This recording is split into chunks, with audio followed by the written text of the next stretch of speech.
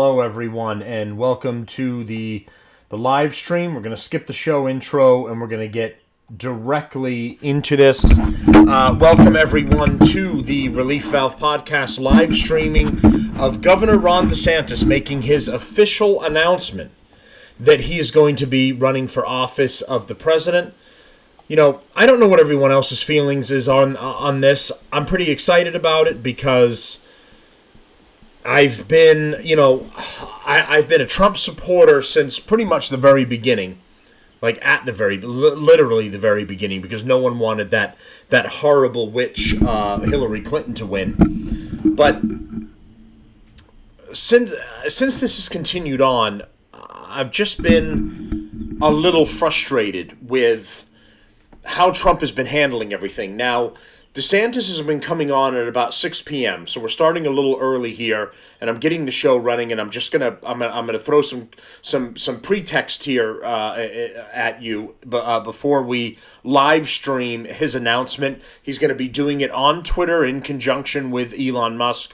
Whether Elon Musk is going to be live as a part of this or he's just facilitating it on Twitter, it's going to be one of the two things. But I know he was mentioned in it, and he's going to be a part of it. So we knew that Trump was going to throw his hat in. He threw it in very early. And, of course, he's been the front runner because there's been Nikki Haley.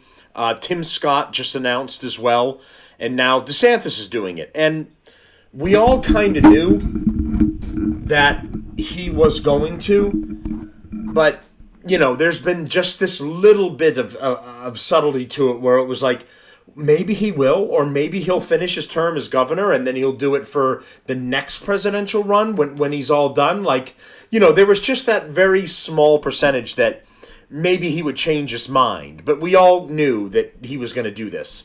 So, and of course, Trump has been attacking him almost nonstop through all of this because Trump knew he was definitely going to do it. And really what bothers me is Trump attacking DeSantis so much just kind of reeks of a desperation, and that's my problem. He seems like he's very concerned about DeSantis. And DeSantis is, in my mind, like the way Trump would need to be. DeSantis is very cool, calm, articulated. He knows how to fight the fight smartly. I've said to multiple people, I've said this before in having a conversation with Trump. I said, Trump's a hammer. And everything that Trump faces is a nail. And you can say, well, that's awesome because I want the left hammered to death. So I'm glad that he's a hammer. Yeah, I get that. I want that too. But that's not the reality that we live in, that the hammer is going to get everyone, right? You use the hammer to hit bugs, and the hammer is going to miss things. It's not going to hit its goal 100%. And sometimes the hammer isn't enough. You need the scalpel as well. And I believe right now, of what I've seen with what DeSantis does, that DeSantis is both the hammer when it's appropriate, and he's the scalpel when it's appropriate. And that's the perfect mix to fight the Democrats and the radical left. Because you need someone that can very calmly hit home to these mentally ill people to the point where they can't argue it, right? The left has always said, you know, Trump is an evil, meanie, orange guy. He's evil and bad and evil. And a racist and all these other things, and when he starts talking about something, or he has a problem with something, Trump does come out very matter-of-factly, saying what's on his mind and just coming right out of it. But again, it's a very with the hammer approach. Like, I don't like this thing, I'm going to smash it with the hammer. Whereas DeSantis comes out and takes it apart with the scalpel. He explains why it's bad. He explains why these things shouldn't be happening to people and shouldn't be happening to children. He breaks the whole thing down. And I'll give you an example. When Trump was doing the town hall, and he had that stupid bitch from CNN that was moderating all of it, and she was asking him questions about, things that happened, or why did you do this, or why didn't you do that? And my problem is he would answer it. He would answer a particular question, but then he wouldn't get into the details of why that thing was a problem or why that thing was a bad situation. And just saying, well, they screwed me over and they didn't handle it right, and that's what happened. Okay, well, now add more context. Tell me, break it all down for everyone so that you cannot argue the point. Bring all of your points home so no one can just go, oh, well, tell me how. Bet you can't. And then you haven't added any context to it, so it looks like you just made a blanket statement, and you didn't provide any detail to back it up, what your statement was. And that's what frustrates me about Trump, where DeSantis will come right out and explain to you why something's bad, the points of it, and why he's fighting back against it, right? He's fighting back against Disney because you've got a private corporation promoting transgenderism and pedophilia out there to the masses. And then he explains this is supposed to be a family-friendly corporation. They're supposed to be pro-positively family and children. And you're absolutely hypocrites, and you're absolutely changing into a negative light by promoting the transgenderism in your shows or your ideology, the gay or lesbian ideology in your shows, rather than focusing on a family-friendly show for the children and for their parents and their siblings and etc. Like, he breaks it all down and he tells you. Trump just says that's bad and then just hits you with the hammer, and then you don't get any more of the context. Some people are just too stupid, or they're not paying attention to what's going on to go, well, why is Disney bad? I love Disney. I grew up with Disney. It's great. And I love the animated shows and all that. And they're like, they've been living under the proverbial rock. They have no idea what's going on, or they're not keeping up with current events. So in order to bring them to the current event, you have to tell them what's going on. And then they'll go, oh my God, I had no idea that they were pushing that ideology. I had no idea that they were pro-transing children. Because when you have the conversation with somebody that isn't paying attention in the beginning, they're going to go, get the fuck out of here. Disney's transing kids? Okay, dude, whatever you say. They make animated movies as Mickey Mouse. You go on some rides. What the fuck are you talking about? And then when you explain to them the politics of what they're doing, the left-wing nut jobs that are behind Disney Corporation, that are pushing all of this and supporting all of this, and then you educate them on the things that they're missing. This is what you have to do. You have to add that context. And Trump doesn't necessarily always throw in the context. He just says, well, Disney's bad because they're transing the kids. And you go, and if you're someone that's not informed, like myself, and even some of you that really follow this, that other person is going to go, really? I've never heard of that. Explain to me why Disney and Mickey Mouse are the evil empire now, because I don't believe you. And then you've got to break it down, and you've got to tell them that. And Trump has a hard time with that. DeSantis has a lot better time with that. And DeSantis sending the illegal immigrants to Cape Cod was just the absolute most amazing boss move that he did, because he really broke it down into a couple different things. One, he showed the hypocrisy of the left wing saying that, well, we need to let all the illegal immigrants into the country, and they need to have a fair life too. But then the left sends them all to red states. They send them to Texas. They send them to Florida. They send them to Arizona. And then when someone like DeSantis takes them and goes, well, fair's fair here. Massachusetts says it's a sanctuary state. I'm going to go ahead and ship these folks right to Cape Cod, right to Martha's Vineyard. I'm going to assume you don't have a problem with that because you're a sanctuary state. You already came right out and told everybody that. So you have no problem with having illegals. So he shipped the illegals to Cape Cod, and all of the left-wing, rich, elite, well-to-do residents on one side or the other were all pissing and moaning and wanted these people out of there as quickly as possible. Within like 24 hours, these illegals were on military transports being taken to a base in order so they could find another suitable location for them. And the Cape's argument for this was, we don't have suitable resources for them here. We don't have welfare. We don't have SNAP benefits. We don't have an illegal processing building here where we can take them in. We can give them a cell phone and food and an EBT card or whatever they need. We just don't have any of that there. And it's because they don't want any of those people there. Martha's Vineyard, Cape Cod, none of these places are set up to take illegal immigrants, to take, quite frankly, you or I, if we don't meet the money quota. You can go on vacation there.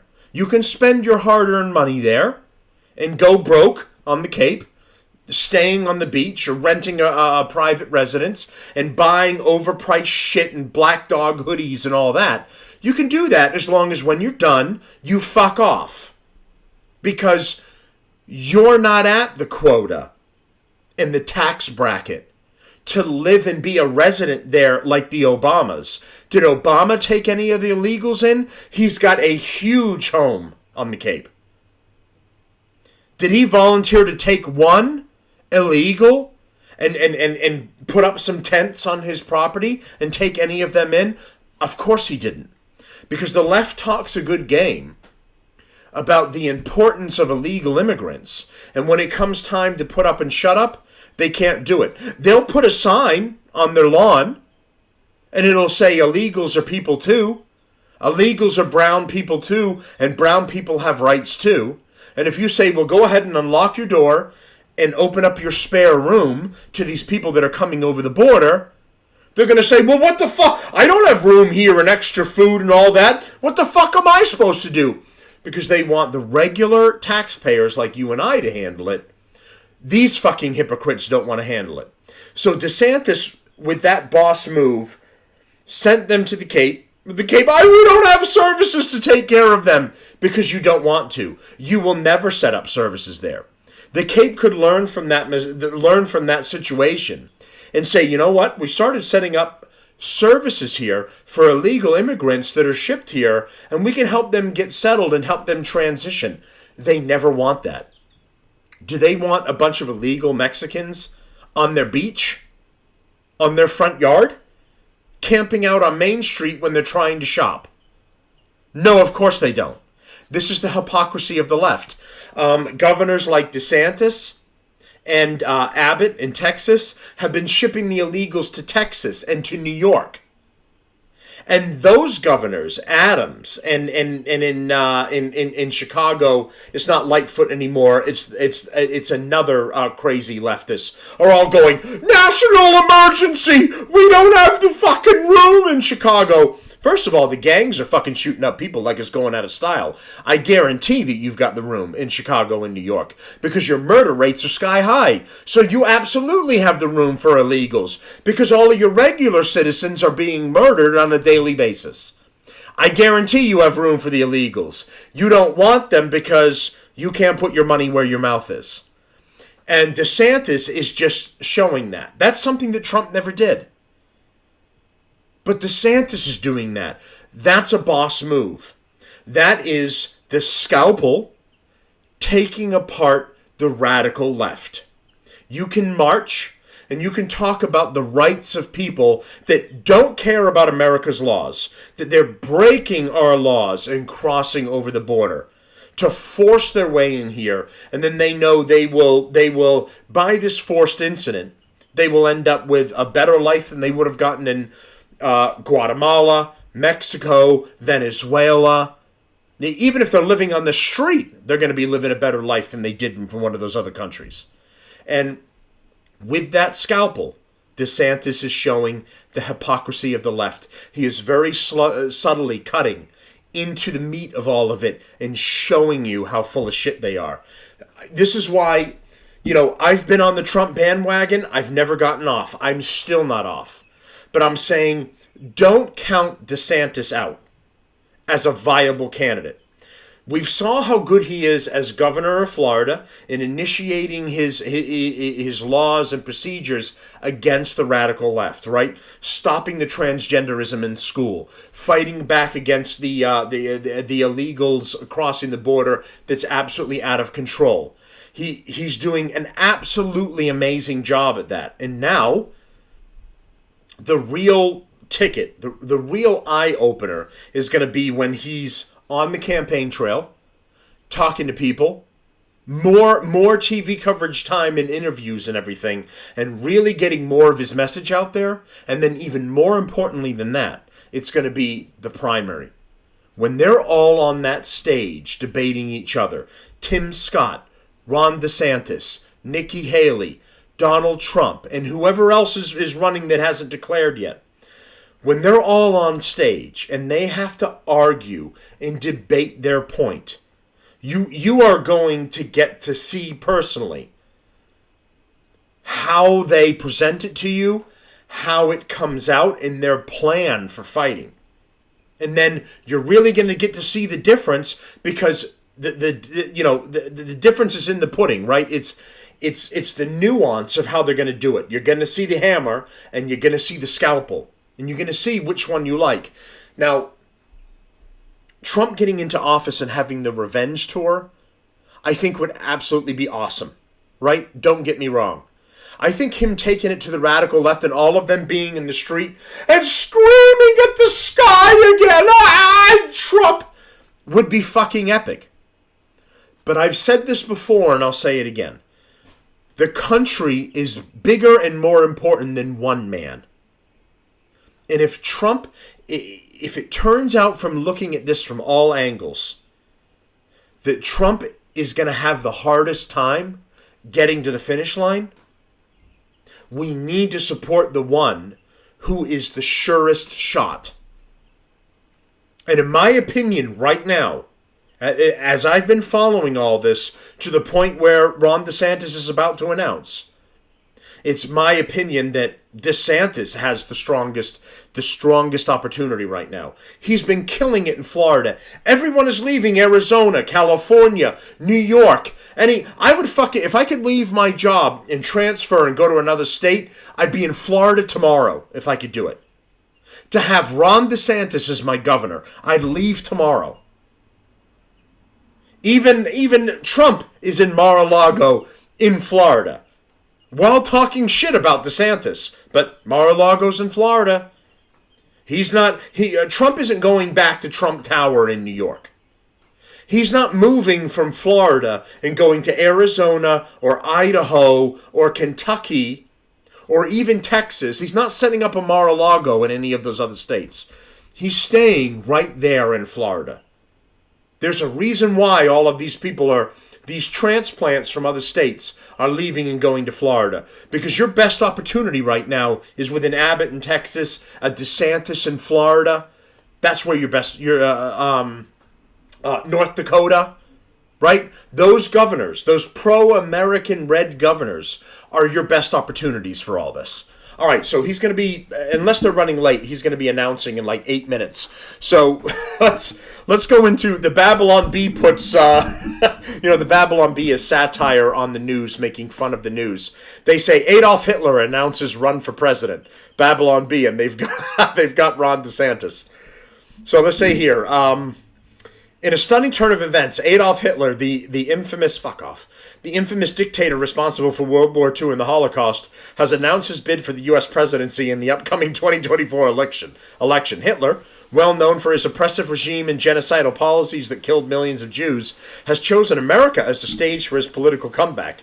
In a bizarre press conference held on Twitter Spaces, where he was interviewed by Elon Musk, Hitler unveiled his new presidential campaign slogan, "Make America Nazi Again." Hitler explained that his platform is simple authoritarianism, xenophobia, and an extreme disregard for human rights. His proposed policies include suppressing free speech, implementing mass surveillance, and establishing concentration camps for political opponents. I'll tell you what, I've about had it with this woke agenda, he said in an announcement in classic Hitler-like fashion. Political analysts have been left dumbfounded, struggling to comprehend how literally Hitler was back and in the flesh running for office in America, despite the confusion and lack of support. The Hitler campaign vowed to press on, stopping at nothing to restore the Third Reich. At publishing time, Adolf Hitler closed his announcement speech by promising that as president, the first things he'd do are exterminate all undesirables, grow an iconic mustache, and invade Disney.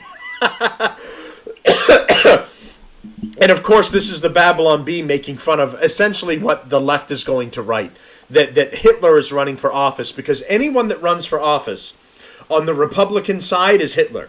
It was Bush at that time. It was Reagan before that. It was Trump then, and it's Desantis now. They're all Hitler. They're all fascists, and they're all going to take your rights from you, even though that's what the left and the Democrats are exactly what they are doing.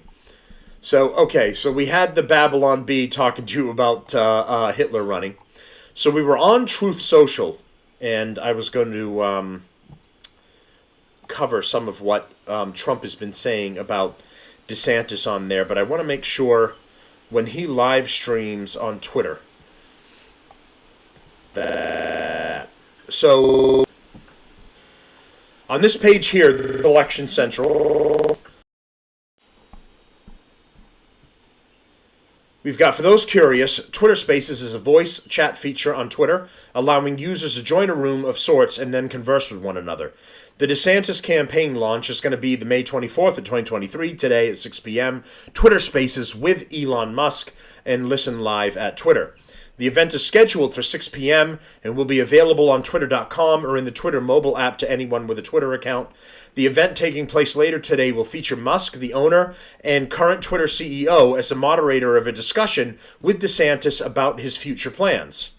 Florida Governor Ron DeSantis is expected to announce his run for president on Wednesday during a Twitter Spaces event alongside Twitter's executive chairman Elon Musk during a Wall Street Journal event on Tuesday. When asked if he was hosting a discussion with DeSantis, Musk confirmed the event.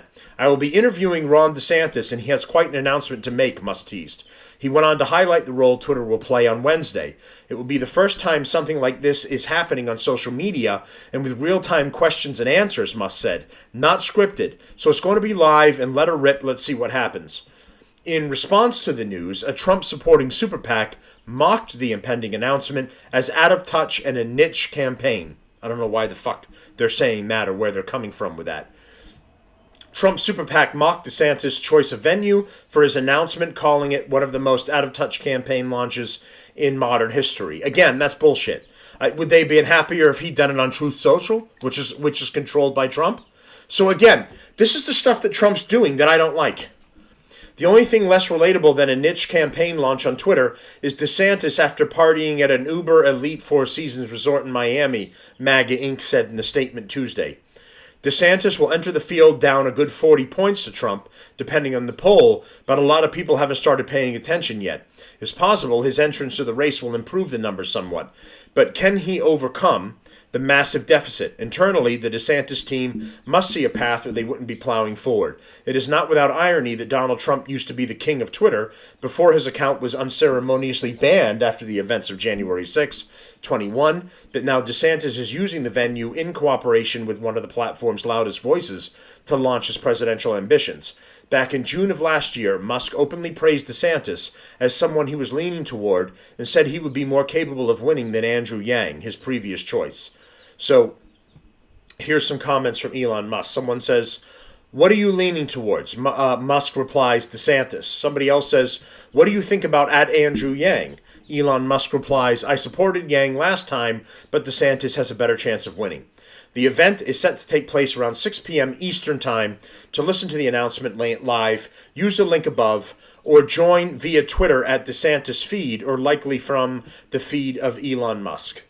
So we're going to be joining that shortly at the link above. You didn't put a fucking link in.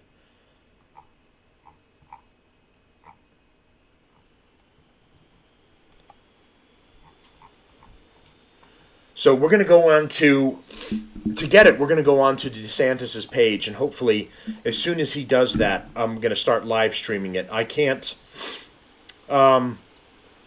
use Twitter the same way I did before, because I told a transgender person that transgenderism is a mental illness, and then they put me on read only. As you can see here, your account is suspended and not permitted to perform this action. So that's the freedom platform that Elon Musk has provided, where you can only talk free if you're an elite person, you have 1 million followers, or he knows you and he's paying attention to you, and then you can have full access to your account no matter what you say. But if you're a regular Joe like me, and then you say a common sense sentence, you're kicked off. So while we're waiting here in the next couple of minutes, we're going to play the little teaser that he put out. It looks like he might have done 2 of them.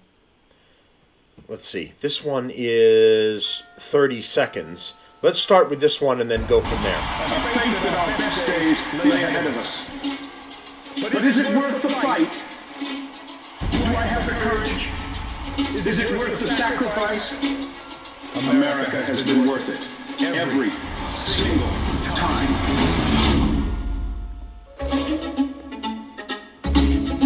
So it says text launch to 512-345 to get more information about his campaign. That was the only 30-second one. So I believe up here he has the full version. So it's him in a suit. He buttons it up. He's walking in front of a very large American flag, and then he kind of walks around it and walks on stage. And this was his teaser video that he put up the previous day. If this is the full one here, I'm going to try and play it for you now. Start it over. Our border is a disaster. Crime infests our cities. The federal government makes it harder for families to make ends meet, and the president flounders. But the time is a choice. Success is attainable, and freedom is worth fighting for. Righting the ship requires restoring sanity to our society, normalcy to our communities, and integrity to our institutions. Truth must be our foundation, and common sense can no longer be an uncommon virtue. In Florida, we proved that it can be done. We chose facts over fear, education over indoctrination, law and order over rioting and disorder. We held the line when freedom hung in the balance. We showed that we can and must revitalize America. We need the courage to lead and the strength to win. I'm Ron DeSantis, and I'm running for president to lead our great American comeback.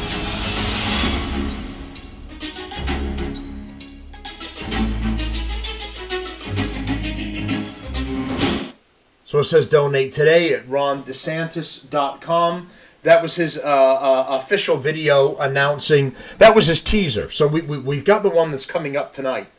But that was his teaser.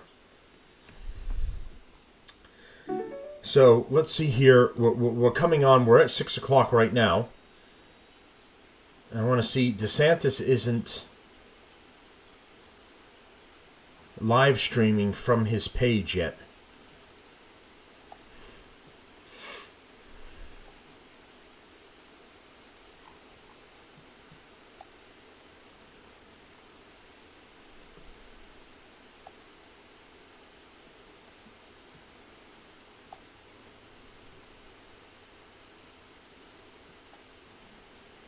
Still got only this video. I gotta find where he's gonna be streaming. They said that was the link or one of the links. This is DeSantis's website.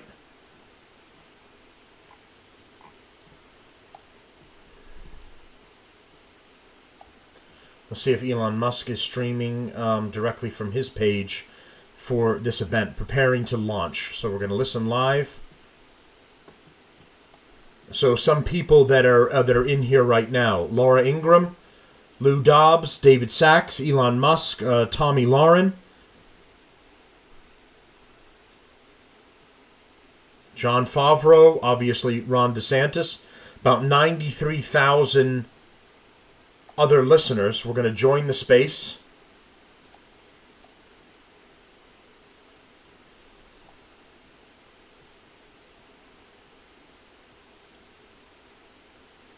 download the Twitter app for iOS or Android.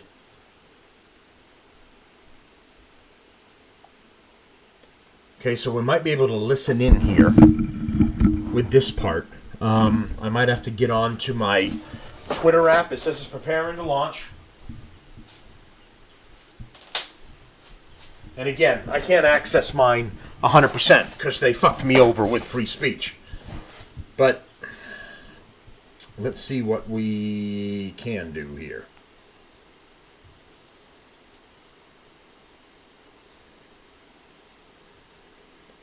I want to see what the difference is between being on it on the computer and what exactly they're going to be streaming, unless there's going to be video as well. So for some reason, Desantis doesn't have it on his page, but Elon Musk, of course, has it on his. So I just want to see here.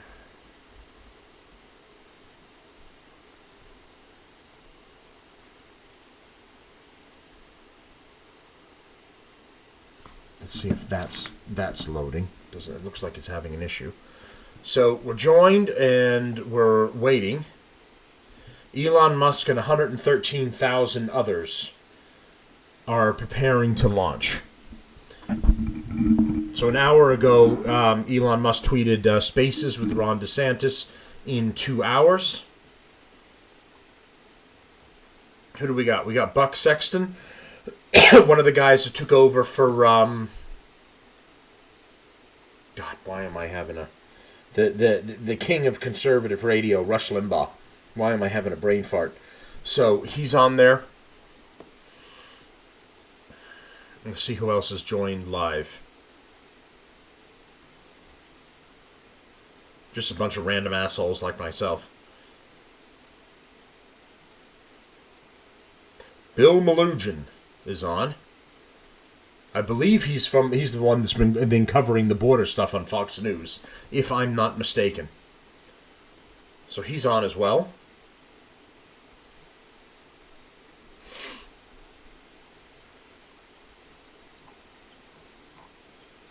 Got a lot of people. Take me all fucking day to get through all these.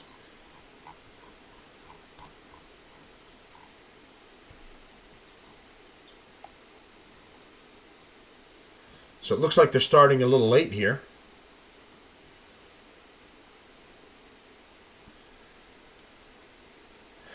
Ready for the podcast hosting Elon, by Elon, says somebody else here. So it still says it's connecting here. Preparing to launch. So while we're waiting for this to get started, so it looks like they're running a little late, not going to 6 o'clock. This is the way this stuff normally goes. So I've played for you Ron DeSantis's first initial drop in campaign video. I played the short, then I played the full one talking about his successes in Florida. So here is his website here. So it's DeSantis for president. We've only just begun to fight for our great American comeback. Our first objective is to raise the resources needed to get our message out and beat Joe Biden. And from initial sources, he's gotten millions already from even a mega donor that used to donate to Donald Trump has now kind of switched and is donating to DeSantis. That's why today the most critical call to action is this: make a donation below and join the team. Here we go. It looks like they're preparing to launch or starting up here.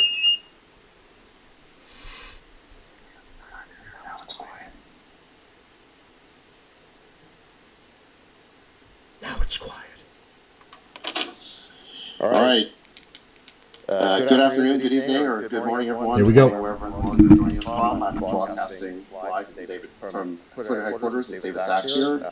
Elon is sitting next to me, and we want to welcome you to this historic Twitter Spaces event, and more broadly, a first in the history of social media. Tonight, I'm pleased to introduce two individuals who've done more to loosen the.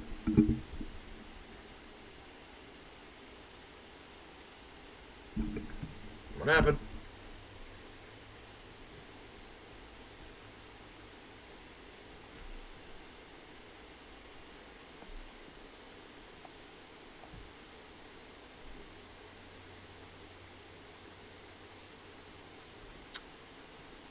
Why did we lose the audio? Are they having an issue or am I having an issue?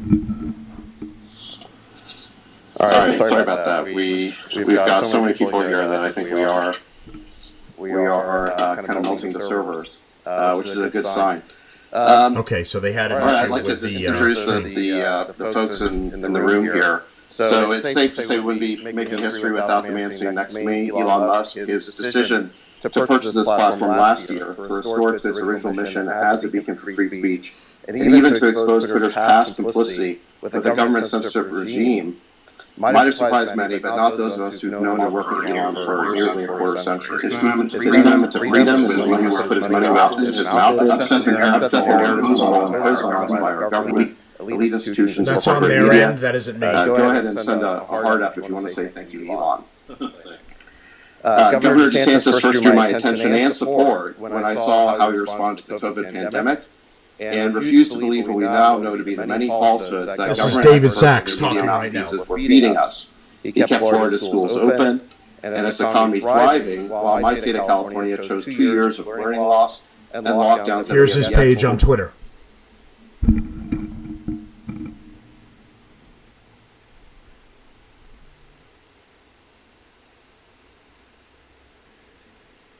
All right, we're having an audio issue again. And they've blanked out. They have said that there's a lot of people on here all at once. Caitlyn Jenner is on there. Look at hi, Caitlyn. So they have said that they've had an issue with how many people, and they're having an audio issue here. So we have a blank spot right now, and we're waiting for them to come back. They have they're on their way to 400,000 people live streaming this right now. So it's creating a streaming and audio issue.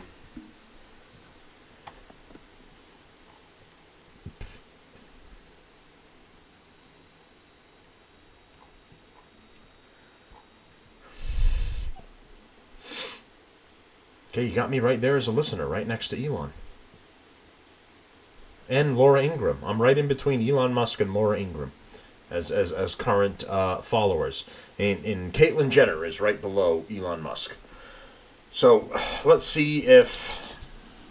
Let's see. So here we go. Yeah, I think so. Just to simplify that. Oh, we've lost audio again. So this is going to go in and out. I apologize. This is out of my control. We're just going to use your... I don't know if I'm going to be able to play this through another audio source. I don't think it's going to work.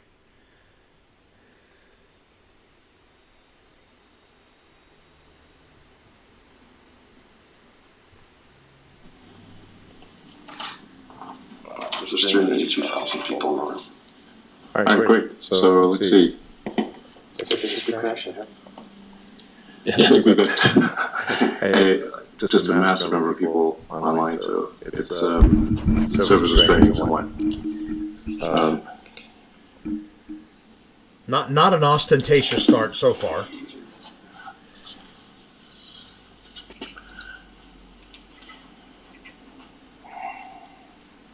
We're plus for more joining very quickly. We're at 420,000 followers to this live stream right now on Twitter. Just for everybody else, while they're fixing streaming and hosting all of these people, this is David Sachs. He was the one that is introducing this in the beginning before Elon Musk came onto the page. This is his Twitter feed right here. He's an entrepreneur from San Francisco. He has a Substack. I'm not particularly familiar with him.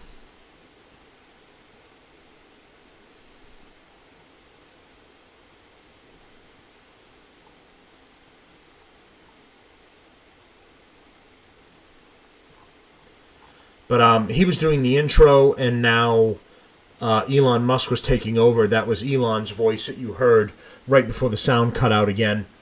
And now they're trying to fix it and get back on. It's on its way to being 500,000, listeners that are following this at this point. It's at 457,000. So it seems like they've the server or servers or whatever amount of room and processing power they've made available is really struggling for this. So we're going to stick with it for now. Hopefully it does get through and they're able to facilitate this. We'll stick with it. If you get some bouts of silence, we're waiting, or I can keep yapping. It's whatever everyone wants. I think we're back online here. Back online? Great. All right, Well, it's certainly an incredible honor to have Governor Desantis make this stark announcement.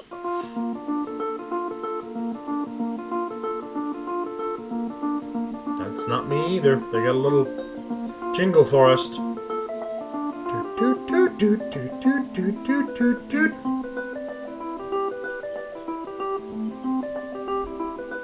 You're listening to the Elon Musk podcast. We are having technical difficulties. Please stand by.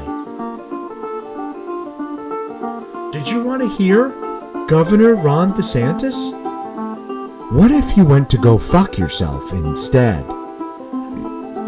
This is not an ostentatious start here. It's they're struggling. I mean, this could be good news that so many people are interested in tuning into this. As I can only imagine Trump laughing at this right now and the shit he's going to talk. Here we go. Are we back? You may not realize it, but Elon Musk has launched you directly into outer space. Thank you for participating. Goodbye. We're at 500,000 followers at this point. They're still trying to get everyone in here. I mean, you know, everything kind of starts with a late start, and normally it's because of things like this. And maybe to really let everyone file in, because it's obvious that they're getting absolutely overwhelmed at this point with the amount of people that are coming in. My tracker is at 542,000 currently. Matt Gaetz has joined. OAN, One America Network, has joined. Giuliani has joined.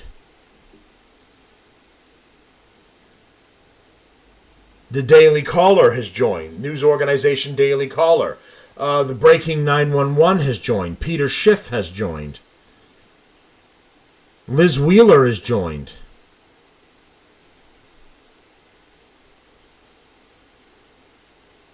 Let's see who else has joined here. Sean Spicer has joined. Former press secretary for Donald Trump. Jack Levin.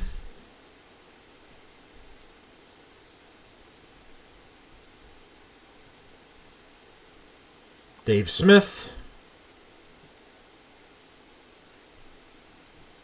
We said Bill Malhusian earlier.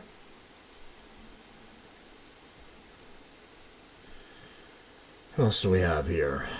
Go through the list while they're having technical difficulties. Elon Musk is preparing to fire all of you directly into orbit.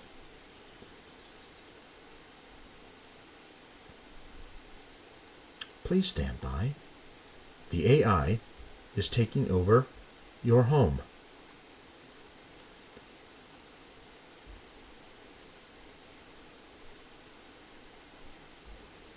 The rest are a bunch of no-name shitbags, kind of like myself. No-name shitbag, no-name shitbag. All right, great. Looks like we're ready to go here. We're ready to go here. 608,000 currently. Oh, I got bumped back now. It's Elon Musk, Ron DeSantis, and now me. If everybody saw the same launcher as this, how are they upset that some random asshole with a podcast is number 3 in the lineup with Ron DeSantis and Elon Musk? I hope that this shows exactly as I'm looking at it.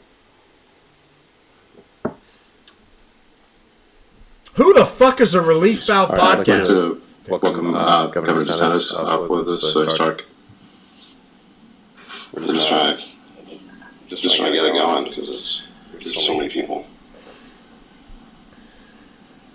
It's unfortunate. I'd like to have never seen this before. Governor Desantis up with us, Stark. We're just trying to get it going because there's so many people. All right, stand by, everyone. They're still having technical difficulties. Keep on listening. I'll be right back.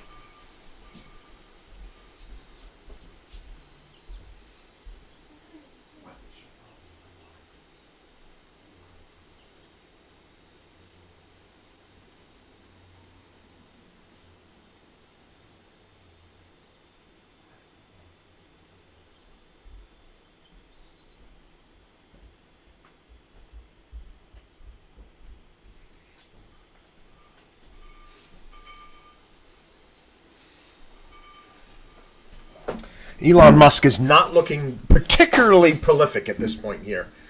We're at 667,000 that are live following this right now. I mean, my assumption is that this thing would have been about an hour long, give or take, a Q&A session with DeSantis announcing his run, and we're 20 minutes into it at this point and struggling for it to get going. So I apologize. This isn't on my end. We're hoping they figure it out, and we're getting into it. I mean, I've been streaming for almost 50 minutes now, and we're gonna keep on banging here.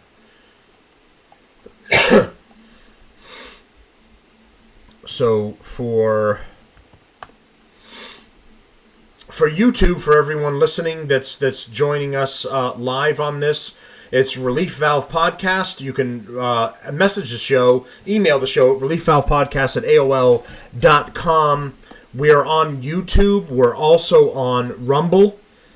And we're on .com. We're on YouTube. We're also on Rumble. Okay, I apologize about that.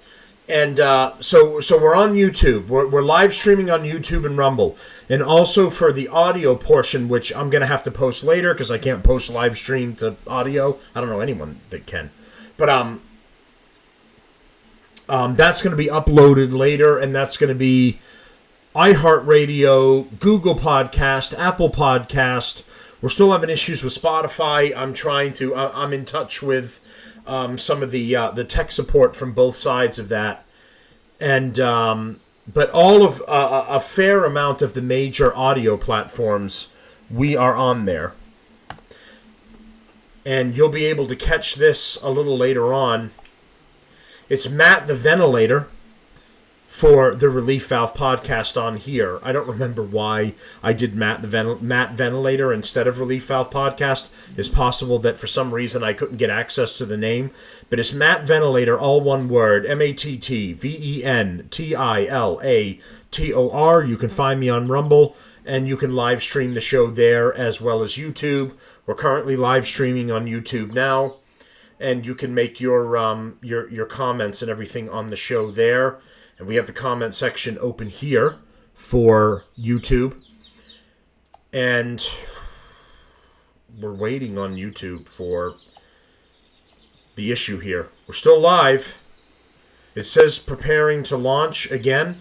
It was ended 21 minutes ago, and now they're trying to redo it, it looks like. Because I was on it, kind of got booted, and it's like they're resetting.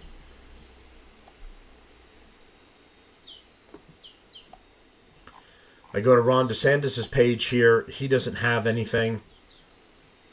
He just has his most recent video where his wife had a few words to say, probably about his run.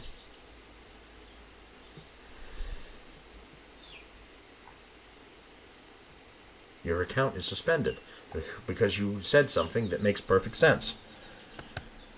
Transgenderism is a mental illness. Let's see if we refresh the page. Yeah, we're listening. We're listening live. Let's see. So try to join a new one. I'm getting the prep music again. So they're having technical difficulties, folks. We'll stick with it. We'll keep going, and we'll see if they're able to fix it. I'll stick with it, unless they say they're going to redo this for another day or.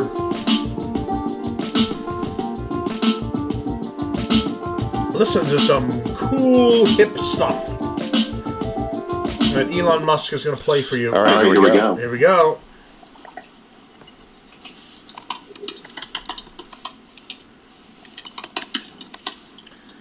Where am I now on the list? Oh, now it's David. Now it's David Sachs, Elon Musk, Ron DeSantis, and now me. I've been bumped down the list a little bit, but I'm still in the top 4. All right, I think we're broadcasting. Man, I think we melted the internet there. Yeah, that was insane. Sorry, we actually doing this from David Sachs' Twitter account because it looks like doing it from mine basically broke the Twitter system. Anyway, thanks everyone for joining. We're incredibly excited to announce that we're going to have Governor DeSantis on with us with this historic announcement, and then look forward to live Q&A from the audience. So, with that. Yeah, I mean, so Governor DeSantis, are you there? Can you hear us? I think you're. I'm here. I know. I think you broke the internet there. We had over 500,000 people in one Twitter space, and it was growing by like 50,000 a minute. So, congrats on Governor DeSantis breaking the internet there. Well, yeah. I mean, try some new things. You're good at. Yes. It's adventurous. So Yes. But I think the value here is actually really high for people to hear directly from presidential candidates and to answer Q&A live and get a sense for how a candidate really is, and where it's not just canned speeches and teleprompters. In fact, you can tell by the some of the mistakes that it's real. So with that, I guess I should turn it over to Well, Governor, there's been a lot of speculation over the last couple of months about your plans. I understand that you may have an announcement to make. We've got, I think, a record audience assembled here. Probably the biggest room that's probably ever been assembled online. What would you like to tell them? Well, I am running for President of the United States to lead our great American comeback. Look, we know our country's going in the wrong direction. We see it with our eyes, and we feel it in our bones. Our southern borders collapse. Drugs are pouring into the country. Our cities are being hollowed out by spiking crime. The federal government's making it harder for the average family to make ends meet and to attain and maintain a middle-class lifestyle. And our president, well, he lacks vigor, flounders in the face of our nation's challenges, and he takes his cues from the woke mob. I don't think it has to be this way. American decline is not inevitable. It is a choice. And we should choose a new direction, a path that will lead to American revitalization. We must restore sanity to our nation. This means embracing fiscal and economic sanity. Stop pricing hardworking Americans out of a good standard of living through inflationary borrow, print, and spending policies, and please embrace American energy independence. This also means replacing the woke mind virus with reality, facts, and enduring principles. Merit must trump identity politics. We must return normalcy to our communities. America is a sovereign country. Our borders must be respected. We cannot have foreigners pouring into our country illegally by the millions. We cannot allow drug cartels to poison our population with fentanyl. Public deserves safe communities, and law and order must be maintained in American cities. We can't have inmates running the asylum. We must reject attacks on the men and women of law enforcement. We also must reestablish integrity in our institutions. This includes the military. I'm proud to be a Navy veteran, an Iraq veteran, and I revere our services, but when revered institutions like those in our military are more concerned with matters not central to the mission, whether it's global warming or gender ideology and pronouns, morale declines and recruiting suffers. And you need to eliminate these distractions, and we need to get focused on the core mission. We also cannot have true constitutional government if the most significant issues are decided by the whims of unelected bureaucrats rather than the people's elected representatives. Reestablishing integrity in our institutions means we must reinvigorate our constitutional system by returning the government to its rightful owners, we the people. No social or economic transformation without representation. Truth needs to be our foundation. Common sense can no longer be an uncommon virtue. And in Florida, we proved it could be done. We chose facts over fear, education over indoctrination, law and order over rioting and disorder. We held the line when freedom hung in the balance. And we're thriving as a result. Florida is the nation's fastest growing state. We're number one in net in-migration, number one in new business formations, recently ranked number one in education. We have a 50-year low crime rate, one of the lowest tax and debt per capita in America. But we also understand governing is not entertainment. It's not about building a brand or virtue signaling. It is about delivering results. And our results in Florida have been second to none. We can and we must deliver big results for America. I pledge to be an energetic executive that will take on the important issues. Biden's pursued inflationary policies that are hurting working people. We will reverse those policies, and we'll build an economy where working Americans can achieve a good standard of living. Biden's opened the southern border and allowed massive amounts of drugs to pour into the country. We'll shut down the border, construct the border wall, and hold the drug cartels accountable. Biden's embraced medical authoritarianism, such as unconstitutional COVID vaccine mandates. We will ensure that those violations of liberty can never happen again. Biden's allowed woke ideology to drive his agenda. We will never surrender to the woke mob, and we will leave woke ideology in the dustbin of history. Biden's also politicized the military and caused recruiting to plummet. We will eliminate ideological agendas from our military, focus the military on the core mission, and we will reverse the poor recruiting trends. Finally, Biden's weaponized the power of the administrative state to advance his left-wing agenda. We will reconstitutionalize the executive branch, and we'll bring the administrative state to heel. Now, you can't do any of that if you don't win. There is no substitute for victory. We must end the culture of losing that has infected the Republican Party in recent years. The tired dogmas of the past are inadequate for a vibrant future. We must look forward, not backwards. We need the courage to lead, and we must have the strength to win.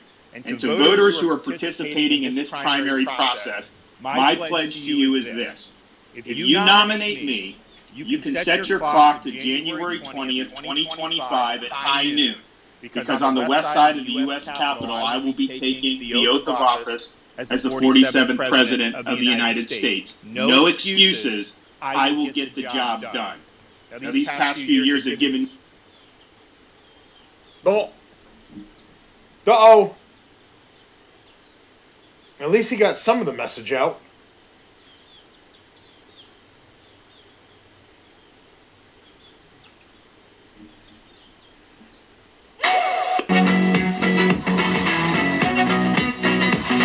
It's a shit commercial, sorry.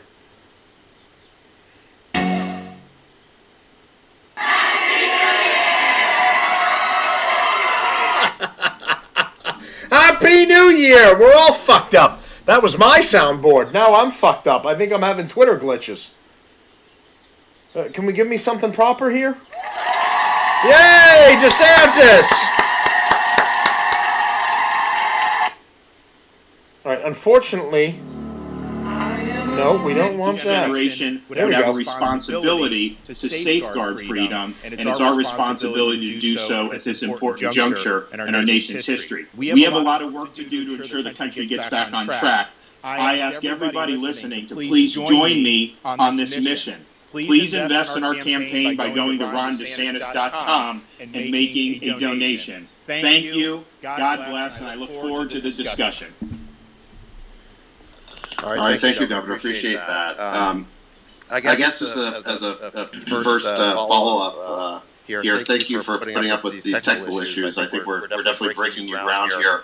As far as I know, no major presidential candidate has ever announced their candidacy on social media this way, certainly in a Twitter space. So thank you for doing that. What made you want to kind of take the chance of doing it this way, as opposed to just doing it on a cable news or the usual way?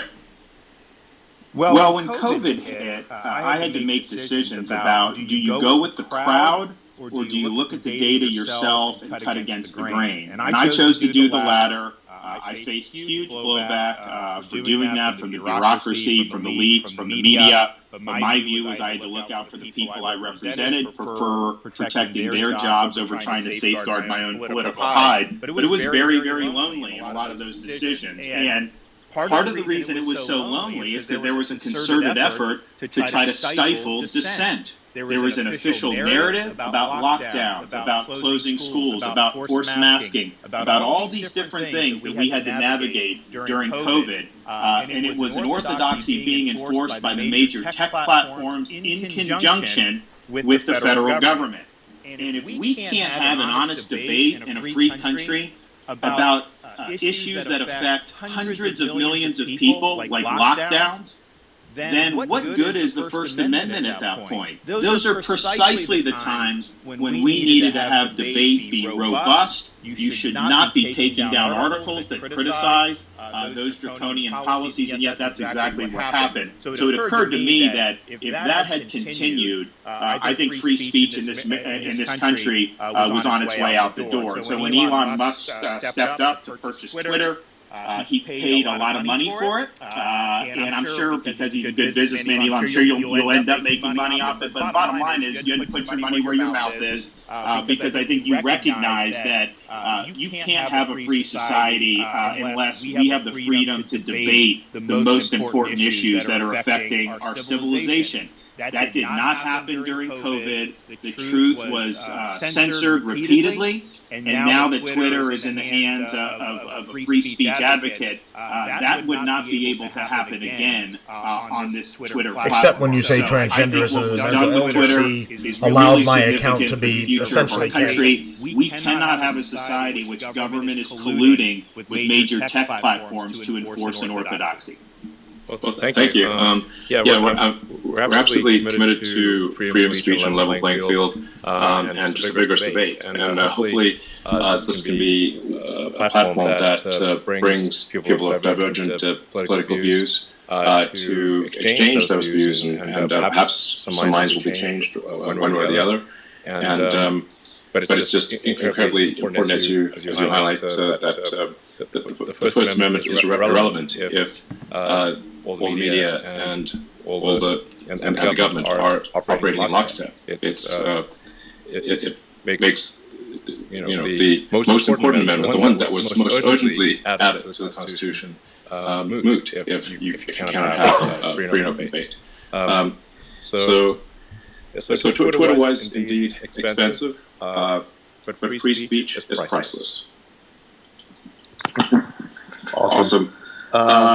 Thank you. So, Governor, I'm going to ask some questions while we get some other kind of speakers in the queue to ask questions. I think maybe some people knew this announcement was coming because there's been no shortage of hit pieces on you in the press over the last week or two.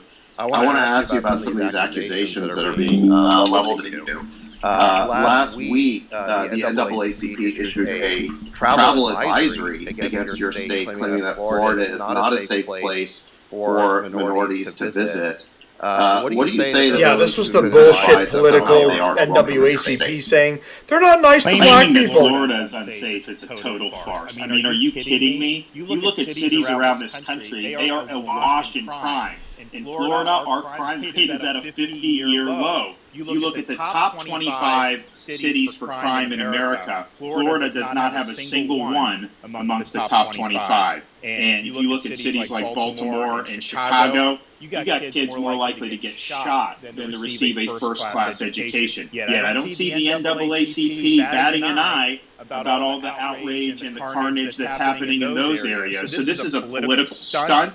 these left-wing groups have been doing it for many, many years, and at the end of the day, what they're doing is colluding with legacy media to try to manufacture a narrative. Now, the good news is fewer and fewer Americans are gullible enough to believe this drivel, and platforms like Twitter are there. For my live viewers, you can see some of the memes here. In real time. And I would just say, as an American citizen, if you are uncritically Kind of shitting on accepting Trump here. narratives spun by legacy media and left-wing groups, you're failing at your job of being a conscientious citizen. And I think people just see right through it. And oh, by the way, have any of these travel advisories, because they've been doing this for a while, all these left-wing groups, have any of them worked? Well, we're the #1 state for net in-migration, have been every year since I've been governor. We just have the highest quarter for tourism in the history of the state of Florida. And our view is we want everybody to succeed regardless of their skin color. We don't divvy up people by race. At the same time, it is worth pointing out that we have in Florida more black-owned businesses than any state in the nation. And we've also had more African Americans lead state agencies under my administration than at any time in Florida history. But with us, you know they're there because of merit, not because we're trying to play identity politics. And if you want to look at education, the black students in Florida perform much higher than black students in most other states. We rank #3 in 4th grade reading and #2 in 4th grade math amongst our black student population. And oh, by the way, the head of the NAACP lives in Florida, and a lot of their board members have put out on social media during my governorship Florida vacations where they seem to be having an awful good time. That's correct. That's great. Well, I mean, Florida's a great state, and I think the people realize that. Some of the things that are being said are just truly absurd. I saw some headline from The Atlantic basically claiming that anyone who listens to this Spaces on Twitter is basically a Nazi. That was the Atlantic. And then Vanity Fair said that you were hosting or interviewing because David Duke wasn't available. Oh, yes. Although I'm not totally sure who they were saying was David Duke. I don't know if it was you or Governor Desantis. Yeah. A little bit unclear. But I think this is a function of these the legacy media, these corporate journals. They're in their little bubble. And to draw allusions to stuff like that, I mean, how crazy do you have to be? But in their little bubble, it sounds like they're making some type of profound point. And so part of, I think, what Twitter is standing for is people should be exposed to different viewpoints. And I think the elites in our society have tried to cluster themselves to where their assumptions are never challenged. And that's not a good way, I think, to live. It's also not a good way to be a critical thinker, because no one's ever going to question obviously wrong assumptions, because everybody around you shares them. Absolutely.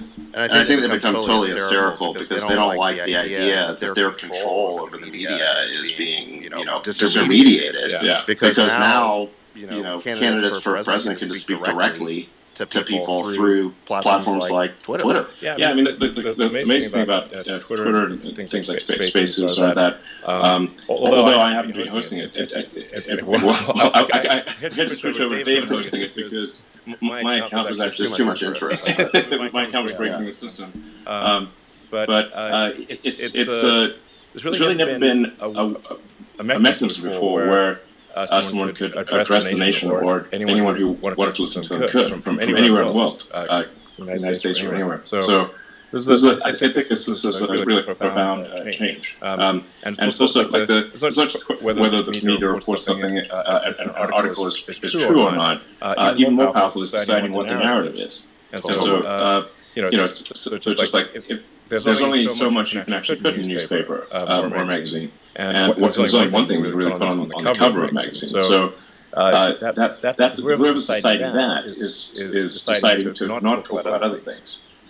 Whereas with a public digital town square, like we have here, it's possible for the public to choose the narrative. It empowers the people instead of a very tiny elite cabal. Which I recognize the irony of using that phrase. But nonetheless, it's true. And judged by the results that this is a means for people to decide the narrative, and for the people to decide what which way do they go? Not sort of five editors-in-chiefs of a few newspapers, basically. Yeah, and I think one of the really crazy things that happened during COVID is that social networks really started censoring dissenting viewpoints on COVID, medical viewpoints that ended up being totally correct in lockstep with what the mainstream media was doing. So basically, big tech platforms were undermining their main reason for existing, which is giving people a choice. And actually, there's somebody who I think knows more about that than any of us, which is Dr. Jay Bhattacharya, who's a professor of medicine at Stanford. I want to pull him in here. Jay Bhattacharya. Go ahead and unmute yourself. He took over fourth. I'm now fifth. It'd be great to hear from you. I know that during COVID you worked with Governor Desantis. It'd be great just to hear a little bit about your interactions and if you have a question for the governor. Thank you, David. Yeah, it was an absolute honor to work with Governor DeSantis, and I was really impressed by his decision-making in the face of an absolute firestorm of criticism. But Governor, you did the right thing when you opened the schools. And my kids in California for a year and a half didn't see the inside of the classroom. Whereas Florida kids were in school, and you can see it in the results, and the learning loss numbers are so much better in Florida. I'm really curious, Governor, you're running for president. What are your thoughts about reforming the public health authority in the United States and the federal government, the CDC, the FDA, the NIH? How do you see reforms we need so that the mistakes of the lockdowns that happened during the pandemic don't happen again when there's another pandemic? Well, first, we need an honest reckoning about what happened during COVID. And the only honest reckoning is that all of those agencies, all of the elites, the public health establishment, they failed. They instituted bad policies. Obviously, it's a novel virus, but I think what happened was when the data was becoming more and more apparent that the path they were on was wrong, they doubled down and wanted to do it even more. And I really believe had Florida not just kind of stood in the way, I think this country would have had rolling lockdowns for probably a 2-year period. And so their impulses were authoritarian. They were not following the data. And I think the U.S. government needs to acknowledge the failures. And I think all of those agencies need to be cleaned out. What I saw just dealing with them was I saw a interest in the narrative and in politics over evidence-based reasoning and evidence-based medicine. And so I don't have confidence that those agencies are up to the task, and I think you need major overhaul of the whole enchilada with respect to public health of this country. Can I follow up with that? I think the other thing that I saw during the pandemic, Governor, and you were subject to it just as much as I was when we were talking about COVID. YouTube censored a video of us speaking about in a roundtable that you hosted on COVID policy. There's so much of the federal government infrastructure went into suppressing honest scientific discussion during the pandemic. So it's not just public health agencies, but other agencies inside the federal government that worked to suppress the speech of Americans. And I'd love to hear your thoughts about that. No question. So I'm actually, in Florida, we recognize the danger there. So I'm actually going to be signing a digital Bill of Rights for Florida pretty soon, which will bar all state and local government officials from colluding or working with a technology company for the purpose of censorship of speech. Because you're exactly right. You had people at the White House, you had people in all these other agencies working with these platforms to try to take it down. And oh, by the way, what did they censor Dr. Bhattacharya for? It was a roundtable discussion that I led and convened. We had Dr. Bhattacharya, MD, PhD from Stanford. We had Martin Kaldorf from Harvard Medical School, and we had Sunetra Gupta from Oxford, who was generally viewed as one of the best epidemiologists across the pond until she became anti-lockdown. So these are all eminent people, and what are we discussing? We're discussing whether there's any scientific basis to force a school child to wear a mask for 8 hours a day. They all agreed there was no basis to it, and that you should not have school mask mandates. YouTube thought that was, quote, anti-science, and that should be taken down. But even at that point, we had already had enough experience in Florida where you had some schools that had done it before the state banned the mandates. You had some schools that had done it, some schools didn't, and the results were no different. And yet his video was taken down by Google, YouTube. So it was a huge problem. And yes, I think the federal government, FBI, DHS, any of the health agencies, it's unconstitutional for them to be delegating speech restriction to a private company. You can't do indirectly what the Constitution would clearly forbid you to do directly. Let me pull in. We have Congressman Thomas Massey. If you're there, go ahead and unmute yourself. I mean, what we're talking about here is, I think, really unconstitutional actions by federal agencies. Congressman Massey, I know that you've been involved in this problem of government agencies being weaponized and used against the American people in an inappropriate way. Do you have a comment on this? And do you have a question for Governor DeSantis? Well, first of all, let me say a big thank you to Elon Musk for buying Twitter and exposing all of this. On our weaponization committee, we wouldn't know so much of it if he hadn't done this, almost as a public service to the First Amendment. It's a disturbing trend. Government, as the governor said, the government is colluding with big corporations. We found out this week from an FBI whistleblower that Bank of America voluntarily gave names of and information on anybody who bought a hot dog in Washington, D.C. from January 5th to January 7th, and then overlaid that with gun purchases that they had on record anywhere in the country for any period of time. And just they say they voluntarily gave that to the FBI. So that's disturbing to me. By the way, I've never met Elon Musk, but I'm one of your biggest fans. I'm the first congressman to have a Tesla. I'm on Starlink. And I would have bought a Powerwall, but I'm off the grid. And you wouldn't sell me one, so I had to make one with a wrecked Model S. And it's been running our house for 5 years. But and just for the record, I was with Thomas our first year in Congress. He's got the Tesla, but his license plate is Kentucky Coal. So he's probably one of the only people that have that. Thanks for outing me, Governor DeSantis. Governor DeSantis, my question to you is you served here in Congress for 6 years with me, and why is it that Congress is so feckless at reining in these government agencies, and what do you think we need to do? And if you were president, what would you urge Congress, or what bills would you like to see and sign to rein in this sort of overreach of government bureaucracy?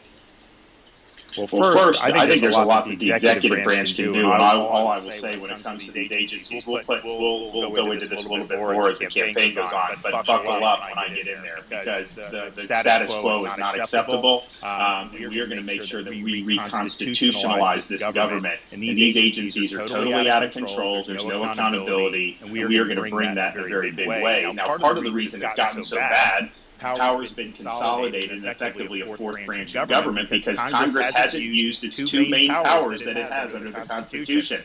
First, the power of the purse. If an agency is engaging in conduct that is outside the realm of what is legal, or you think it's not good for the public interest, then you can remove the funding for those operations.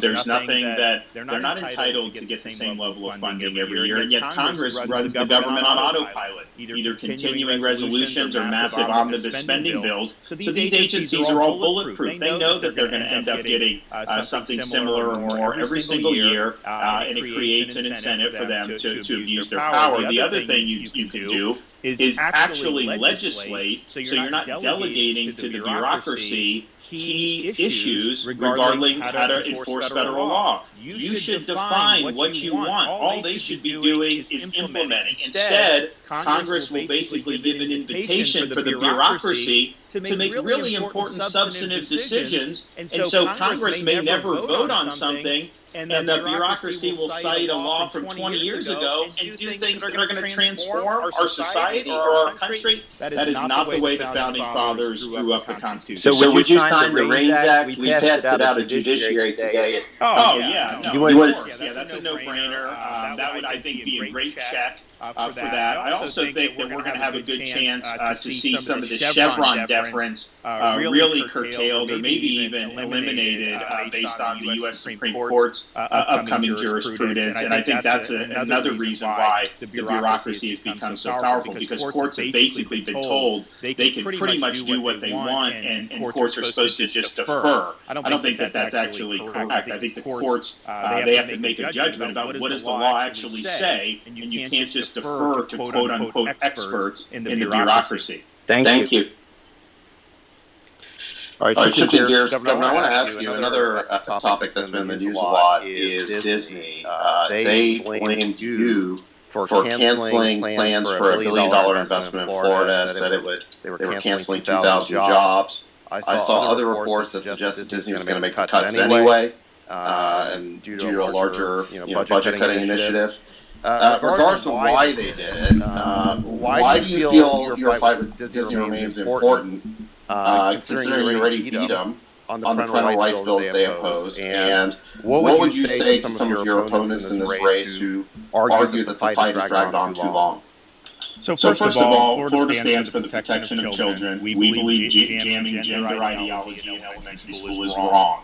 Disney obviously supported injecting gender ideology in elementary school.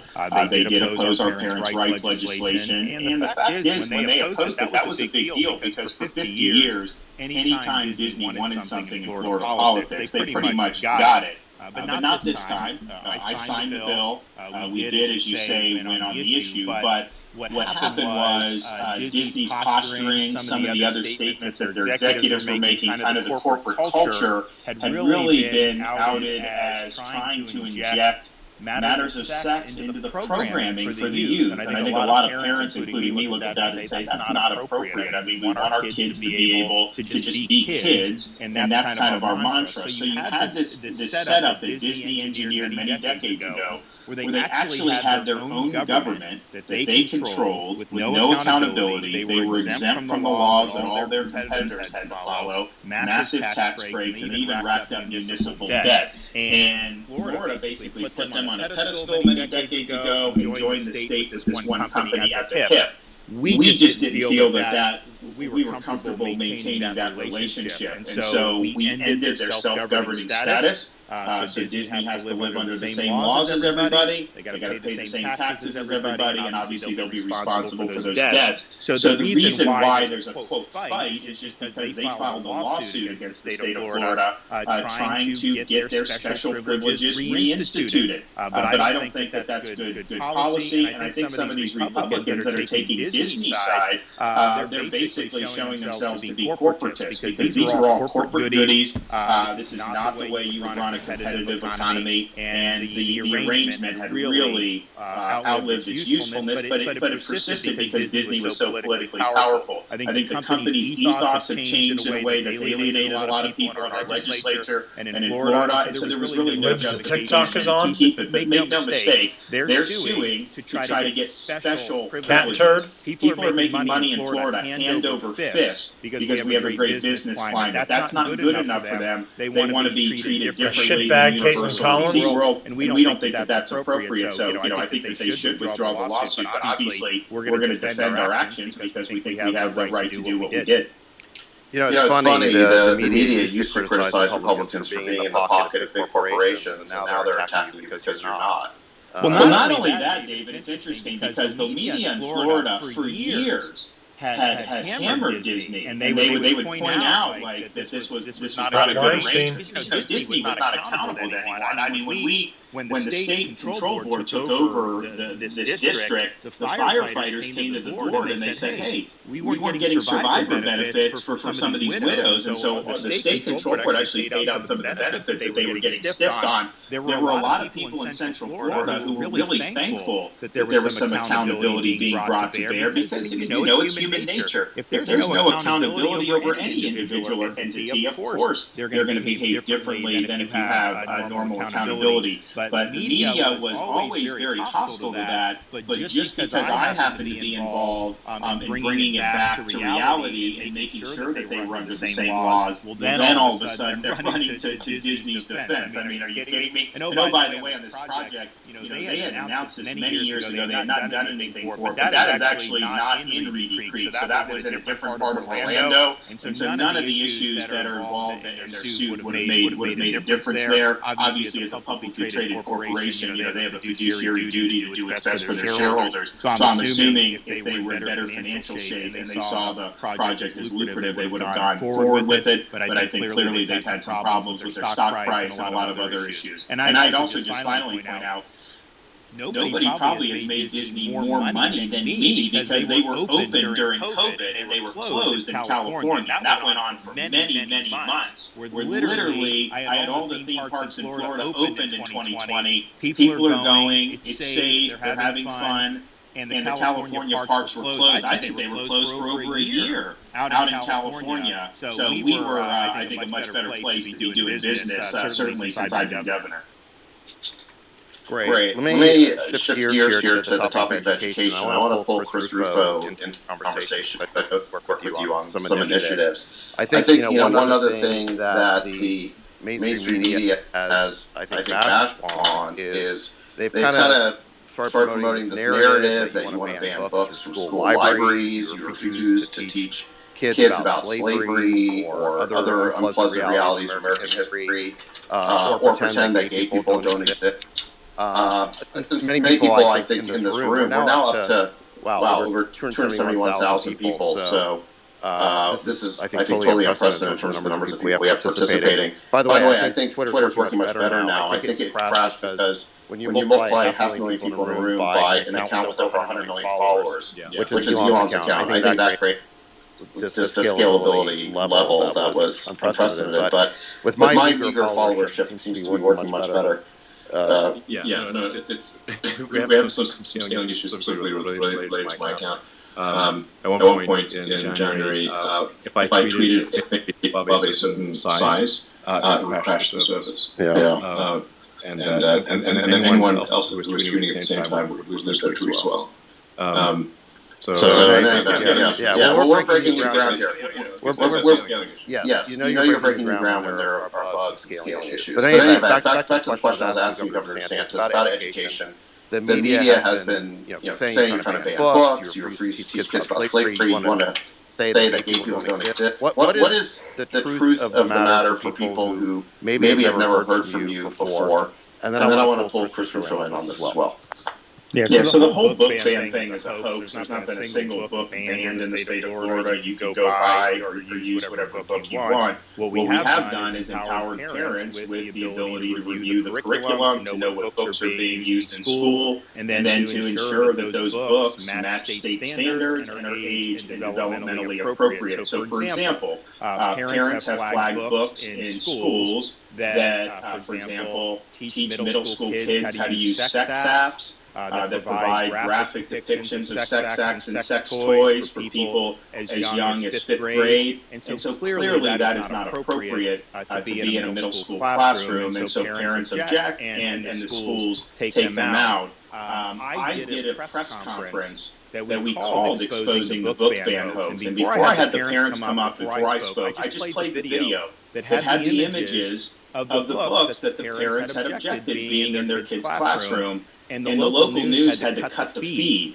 because they said it was too graphic. Well, if it's too graphic for the 6 o'clock news, how is it okay for a 6th grader or a 5th grader? And so nothing's being banned. They're basically ensuring that we make curation choices that are consistent with state standards. And on the racial history, We eliminated critical race theory from our K through 12 schools. That was the right thing to do. In other words, we're not going to take a kid who comes in at 6 years old and say they're an oppressor or oppressed based on what their race is. That's divisive, that's wrong. We're also not going to be teaching people to hate their country, but what we are going to do is teach the accurate history. So in the same bill that banned critical race theory, we required teaching thoroughly about racial discrimination that occurred in American history, and Florida's history standards require all of those subjects, from slavery, Reconstruction, segregation, all of that to be taught,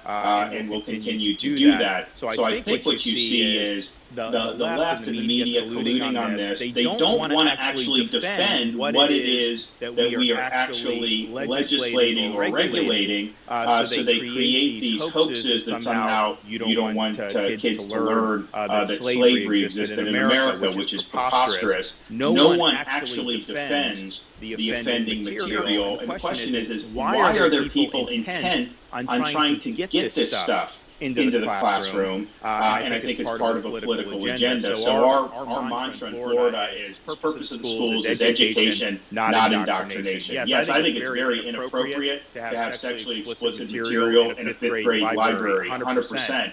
But it's also the case that if you're focusing on that type of instruction, there's an opportunity cost involved. Why should we be doing more on science or reading or math? And so I think we're getting it right, and I think almost invariably Chris Rufus had to deal with this too. When they're trying to craft these narratives, you just peel back the onion, you realize that this is something they're manufacturing. Yeah, that makes a lot of sense. I mean, I was actually under the impression that there were some books banned, so this is news to me. Actually, there was one this week was that Miami-Dade County took a book that was about like poems from I think like Biden's inauguration, and they moved it from elementary school library to middle school library. The media tried to act like somehow this is being banned, and you actually had Miami-Dade County Public Schools spokesperson have to come out and say there's nothing that's been banned or removed. It was basically just determined that this particular book was better suited for middle school. And so they put it in the Middle School Media Center. And the media tries to act like somehow that is offending something with the book ban. So, but I think part of the reason that they're doing that is because you know there is actually a movement to ban books from like Amazon and some of these others. California, some municipalities have banned things like To Kill a Mockingbird. What they're trying to do is see if some of these books pass a woke test. And if they don't, they are going against some of those books. Whereas in Florida, you can buy whatever book you want. That's a different question than what would be appropriate for a third grader or what would be appropriate for a sixth grader. Government, by definition, has to make those choices about what type of curriculum we want to put in front of our students. And the parents obviously have an important voice in that. Absolutely. Well, in fact, a friend of mine, Tim Oben, who has a blog called Wait Wine, is really one of the most reasonable people on earth, and one of the most reasonable people I've ever met. Had a lot of trouble actually publishing his book, simply because it debated sort of sacred cows of woke ideology, but probably a reasonable book. So that is the kind of de facto book banning, de facto book suppression that I see quite a lot of. Is that publishers are unwilling to take risks. Let me shift gears here for a second. I know we're running out of time. We're supposed to end, I think, around 4 Pacific, but thank you for giving us a little bit of extra time here, Governor. Shifting gears to a major federal issue, immigration. We see I've seen these videos on social media and on TV of what looks like just insanity at the border. What is your take on what's going on there, and how would you address that as president? I agree with what Biden's doing. You need to shut the border down. you should not be entertaining these asylum claims for people crossing illegally. Asylum is a legitimate thing, but these are people that, when they come, I mean, they're being persecuted. These people coming overwhelmingly are economic migrants that are coming across many other different countries. They should be applying for asylum there if they were, truly qualifying for that, but they're not. They know that if they just show up at the southern border, and these are people all over the world that are coming illegally, they know that they will get a sheet of paper saying, okay, come back for a court date in 3 years, and they get released to the interior of our country. It's an absolutely insane system. So we'll stop that. We will move on day one by declaring a national emergency. We will construct a border wall. We will make sure we have remain in Mexico, and we're not entertaining those claims in that way. And we really need to hold the Mexican drug cartels accountable because they're facilitating a lot of this migration. They obviously make money out of it. The border wall is a mistake. I think we can't turn America into a walled castle. And of course, the cartels. I think we've got to shut the border down completely. Massive amounts of fentanyl into this country. Lock it down with troops, with military. Thousands of Americans until this entire situation can be resolved. They lace resolved. the other types of drugs with the fentanyl, so you may have like a teenage kid doing something they probably shouldn't do, but in prior generations would not have been fatal. And now if it's laced with fentanyl, these kids can overdose and die. And so mothers are losing kids as a result of this fentanyl epidemic. And I just don't think you could allow these criminal organizations to continue poisoning our population. So it'll be a day one issue. We will bring overwhelming amount of resources to deal with it, and we are going to stop this insanity once and for all. There's I think, follow-up question on immigration from Steve Dace, who is national radio personality and I think important commentator in the great state of Iowa. Steve, do you have a comment or question? I think you just need to unmute. He's referred to Steve Deuce here from Blaze TV. If Steve can unmute, then we'll go ahead and ask him for a question. If not, we'll keep rolling here. It looks like. All right, three. Going. I'm there. Sorry, Steve. My bad. First of all, I want to echo what Congressman Massey said to Elon. Elon, if I put down money on January 1st, 2022, that Twitter was going to be the last bastion of free speech on Earth, brother, I'd be about as rich as you are on that bet right now. I mean, it's incredible what you have done here, and the restoration of a lot of accounts of people that were truth tellers and were ran from here for telling the truth. I saw a meme the other day that said, of course you have scientific consensus when you censor all the scientists who disagree. So I wanted to just say, first and foremost, on behalf of a lot of grateful people around the country and the world, really, thank you very much for that. And the investment. I'm not grateful. You pretty much wiped my account out. A question. I can't follow anyone who used it well again. On this very issue with immigration, we have heard a lot over the years. Lock her up, drain the swamp, gonna build a beautiful wall. Mexico's going to pay for it, and crowds cheered, and everybody loved it, and brands got built, and nothing got done. What is the bottom line assurance that you can make to the people that are listening right now, all over the world, and all over the country, that you can actually do the agenda that you just articulated when others tweeted about it and talked about it, but then couldn't actually follow through? Good question. It's a great question because I share that frustration. I think even my worst critics in Florida will acknowledge when I tell people I'm going to do something, I don't make promises or say I'm going to do something like I've thought it through, and I know that I am going to follow through on what I tell people I'm going to do. So this is one, there will be follow through. Number two, I understand the different leverage points that you would have under Article 2 of the Constitution. I studied that a lot at becoming governor about Florida's Constitution, doing the same thing for the federal Constitution. And you've got to know how to use your leverage to advance what you're trying to accomplish. So, for example, there's leverage that we can use vis-a-vis Mexico that I think presidents have not been willing to do. I think sometimes for political purposes. But I'll look at, okay, what are all the variety of options we can do? Which buttons can I push, and I will do that to be able to bring this issue to a conclusion once and for all. We had Hurricane Ian come through Southwest Florida, Category 4 plus storm, September of 2022, and it did a lot of damage. And one of the things it did, it knocked out a bridge going from the mainland to Pine Island, and it severed the Sanibel Causeway in 3 different locations. And the locals were being told it's going to take 6 months to get that stuff repaired. And so they came to me,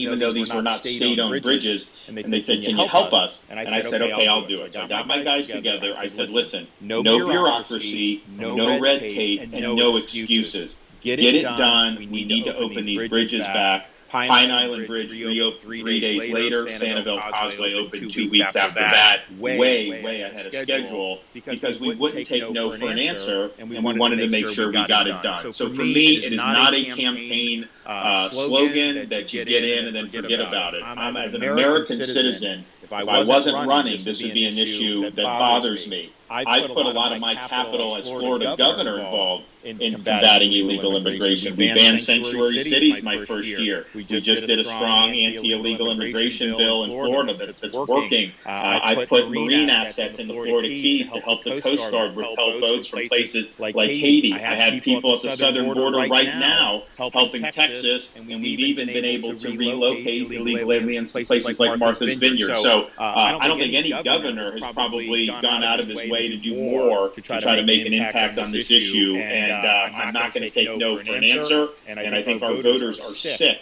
of the empty promises. They want to see action.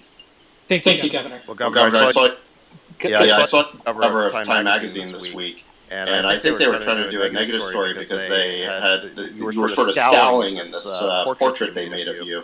And in the article, they call you, they compared you to the Terminator. And I think that's an insult, but I thought it was kind of cool. I thought it was a good thing, because I think we need a cool-headed, ruthless assassin to go in and they take on the woke mob, take on our out-of-control government, and take on problems like the ones at the border. So, again, I thought it made you sound great, even though that may not have been their intention.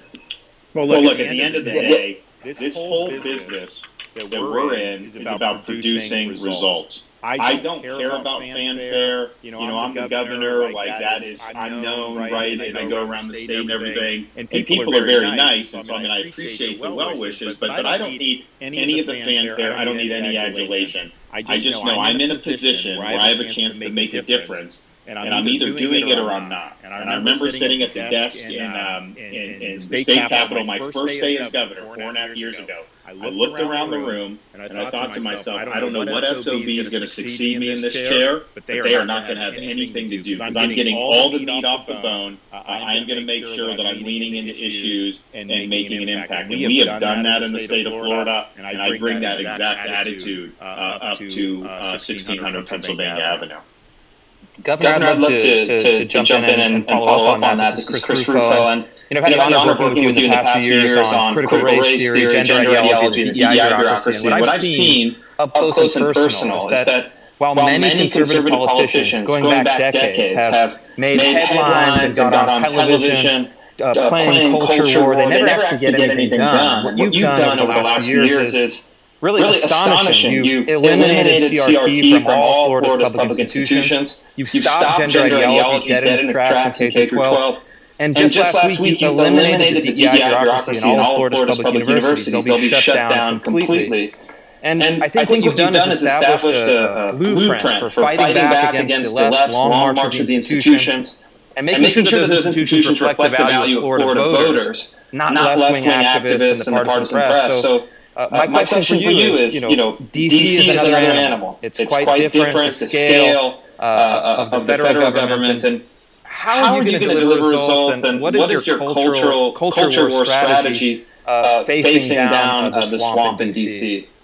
Well, so some of it is similar in this respect. When we're taking on things like DEI, you get blowback from legacy media and the far left. But that's an example of an issue where they are out of step with the vast majority of Americans. It's not just Republicans. It's independents and a lot of Democrats. Because you think about if you're a parent and you've got kids you want to know when they apply to college, they're going to be judged based on their merit. And they're not going to be roadkill in some type of woke Olympics where they didn't fit some category and so they're denied opportunity. They want to make sure that achievement matters. And so we get a lot of quiet support for a lot of those things. And so I think what I do, just look, I'm a blue-collar kid. I grew up in the Tampa Bay area, working minimum wage to get through school. My grandfather worked in the steel mill in western Pennsylvania. I just know instinctively kind of what like normal people think about all this stuff. And I have a good sense of when the legacy media and the left are outside of where the average American is. Because people want you to be using common sense. And things like DEI,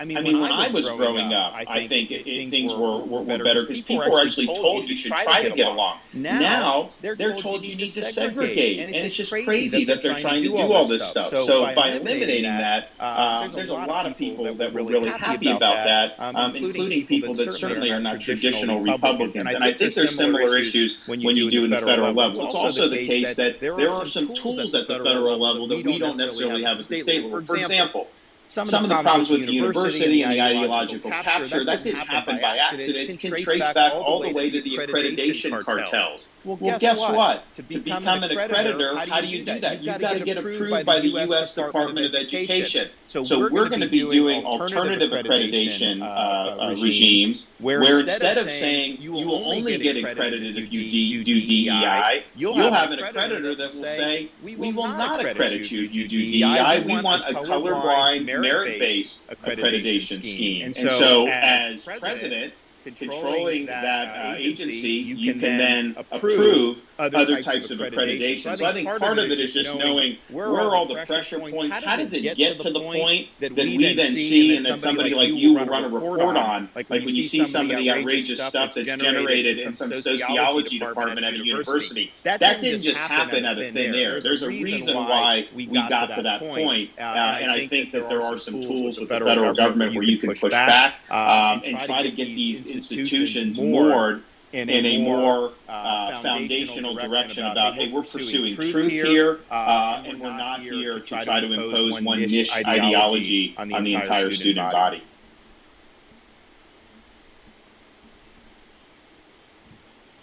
Great. Shifting gears. Dana, I'll ask you. Do you have a question or comment for the governor? I do. And thank you both so much for your time, for joining us in a very new way. I really appreciate that. I think it's really cool. And for your support of free speech, too. And Elon, I have to say thank you for taking the arrows and for unthrottling the accounts of all of us who got in trouble for sharing in your post story about a laptop. And Governor, I wanted to thank you for your leadership and your unwavering support of Second Amendment rights. And you're on my program tomorrow, and I just got to say, you got my vote in the primary, so I appreciate it very much. You were talking about DEI just a minute ago, and I want to ask you both about this growing threat against natural rights and free enterprise. It's this threat of debanking. Now, I know that, Elon, I've read so much about you and what you've gone through. You've called ESG criteria evil incarnate. Governor Desantis, Florida, saw financially weaponized wokery earlier this year when Wells Fargo Bank dumped both the business and personal accounts of a very prominent and well-respected gun dealer in Florida. They've been together for 25 years working with Wells Fargo, and they cited new ESG guidelines. Now, similar to the DOJ's previous Operation Choke Point, all these activists for various causes are using this regulatory guidance to debank what they consider to be politically incorrect businesses for the sake of risk management. Now, we say that our rights should not be infringed upon by the government, but what can and should be done about activist-guided financial institutions and these payment processors who are essentially cutting off law-abiding citizens and businesses? Well, I think it's a fundamental issue that I think not enough conservatives have been wise to. I think more and more are. But at the end of the day, we have certain fundamental rights. And so maybe you're somebody that is really excited about your Second Amendment rights. And obviously, if the government comes in and infringes that, we know you blow the whistle on that. That's a problem. But what if Wall Street banks are colluding so that somebody can't function in that space, whether it's running a store or anything involving that? Your rights are still being infringed upon in that situation. And so I think this whole ESG movement is really trying to do through the financial sector what they could never achieve through the ballot box. And so they're trying to do an end run around the constitutional system, and they're really trying to change policy, they're trying to change society, and they're trying to change the scope of people's rights. And so in Florida, I just signed anti-ESG legislation, which said things like no ESG criteria in our pension fund. We've got a $180 billion state pension fund. No social credit scores for consumers when they're going to bank. In other words, if you apply for a loan, that loan should be judged based on your creditworthiness, not whether you're genuflecting to the appropriate left-wing causes. But one thing we did do is we did provide protection against this debanking with the woke banking. No discrimination based on your religion and other things, which we know is happening. So I think it's a fundamental question, but we will not be a free society if major financial institutions can do through the economy what people could not achieve through the ballot box. Our rights will be restricted, will be the end result, and that's not healthy for a free country. As a follow-up to that, Governor Dana mentioned Operation Choke Point, and that is a term that's very familiar to crypto companies in Silicon Valley and fintech companies. Basically, it refers to an effort by the federal government, including the SEC, to basically regulate blockchain and crypto companies out of existence. They really feel like they're being driven out of the country. And I'm not talking about scammy ones or the totally fake ones like FTX, but really high-quality good companies, including companies that are public, like Coinbase. And these guys are basically begging the government for just a framework. They're just like, tell us how to operate legally, and we'll do it. I guess where do you come down on this? What is your view, I guess, broadly of Bitcoin and people's right to hold Bitcoin and to transact Bitcoin? You have every right to do Bitcoin. The only reason these people in Washington don't like it is because they don't control it. And they're central planners, and they want to have control over society. And so Bitcoin represents a threat to them. And so, as you're saying, they're trying to regulate it out of existence. Look, could Congress enact a statute to ban things like Bitcoin under the Constitution? They may be able to do it. I would oppose that. I think people should be able to do Bitcoin. But Congress has never addressed this in this fashion. And for the bureaucracy to just do it on their own and make it so people can't operate in that space, that's what we mean when we say we've got to return the government to the people's elected representatives who are our voice to be able to make these decisions. And so, as president, we'll protect the ability to do things like Bitcoin. I think these are people that are sophisticated. They can make decisions. There's risks involved with it, but let them do that. I just do not have an itch to have to control everything that people may be doing in this space. And I think that the current regime, clearly, they have it out for Bitcoin, and if it continues for another 4 years, they'll probably end up killing it. Yeah, I think you're right, and I think that is the strong feeling of people in Silicon Valley who are in this space, and I think will be hard to hear your answer on that. I mean, the weird thing is that, and there is a huge constituency of crypto Twitter. So for people who are maybe part of political Twitter who are wondering why we're talking about this, it really has a big audience for this topic. Dogecoin too, that's what I was Yeah. Bitcoin and Dogecoin. Fuck me with the Doge. Shout out to all the Doge fans out there. But the weird thing is that this I didn't get out when I should have, and I got like fucking 50 cents. They seem to want to ban Bitcoin, but they want to create a CBDC, which stands for a central bank digital currency. What's your take on that? So we were the first state just last month.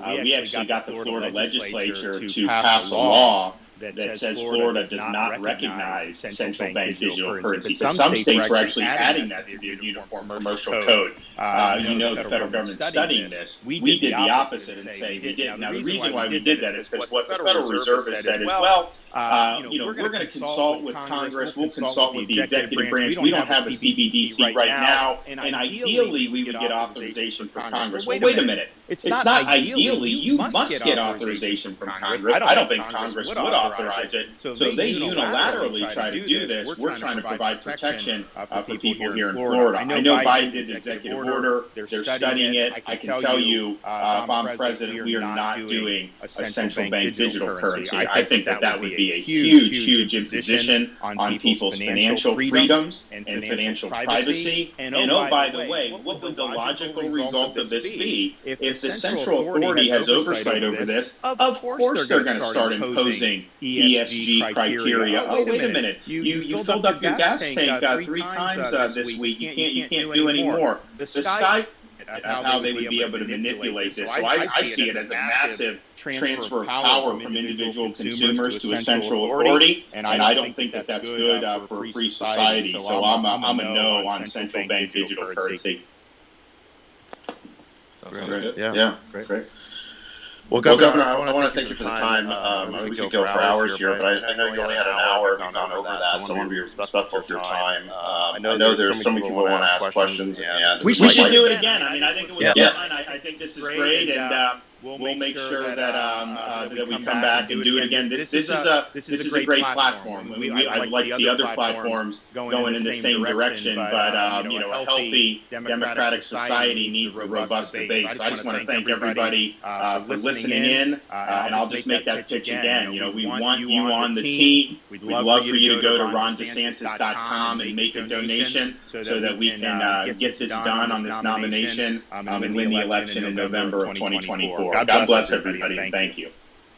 Thank you, Governor. And we have over 300,000 people in the room. It's really been pretty incredible. And we started with some technical issues because of the sheer scale and unprecedented nature of what we're doing. But it's not how you start, it's how you finish. And I think this finished really strong. So I think it's really great for the people to hear directly from presidential candidates and to have it in a conversational tone. Which obviously results in, it's going to be imperfect because it's not scripted. So, but it's genuine. And I think that really gives the people an opportunity to understand who might be the president in a way that's real. So thank you very much for coming out and doing this. And the invitation's open to any other candidates who might want to do this. Absolutely.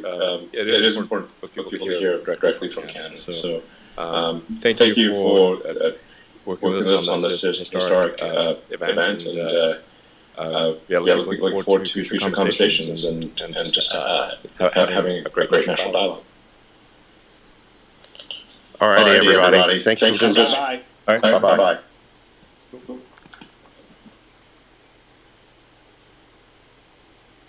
Okay, so that looks like that's pretty much the roundup. That was Ron DeSantis live making his announcement that he is, in fact, running for the presidential nomination in the Republican Party. And, a Q&A session live on Twitter with Elon Musk. That was interesting, even though Elon Musk fucked me over on Twitter.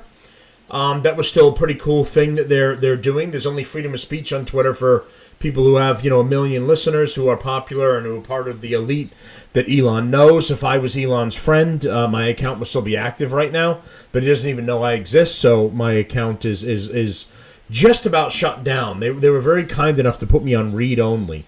And with the left-wing shitbags running it, it would have been shut down completely. So I guess thank you for small gifts with this. But that was really interesting. It ended up, so we had almost 500,000 people on the first live stream. And then it went to about 300,000 people when they had to go over to David Sachs' page and run off of it, rather than running off through David Sachs' account, rather than running off of Elon Musk's account.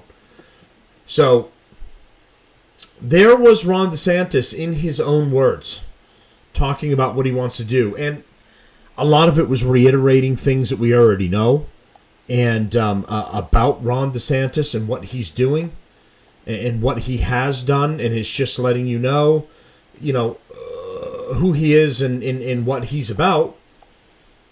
And, I know a lot of people are going to have a lot of their own personal feelings, And I am a Trump supporter. I haven't stopped being a Trump supporter, despite the fact I don't like some of the things he's doing, especially attacking Ron DeSantis. I don't think it's smart. I understand that they're going to be butting heads when the primary officially kicks off. But in the meantime, you shouldn't be attacking people from your own party, regardless of whether you know they're going to be running and they're going to be a top runner or whether they're just in it. It should be a formal, kind of cordial understanding and get together. We're all on the same side as far as fighting and defeating the radical left. That's the one thing we all have in common. Now, when it comes to the primary, go ahead and have your arguments and butt heads, make your feelings known, and tell the people why you should be the big dog leading the charge in that effect. But prior to that, and these attacks from Trump have been happening against DeSantis far before this point now, when the rumor was that DeSantis was going to throw his hat in the ring to run. And Trump has pretty much been hammering him nonstop. And some of you may disagree with it, or disagree with my opinion, but I disagree. I don't like that Trump did that. I don't think it's smart.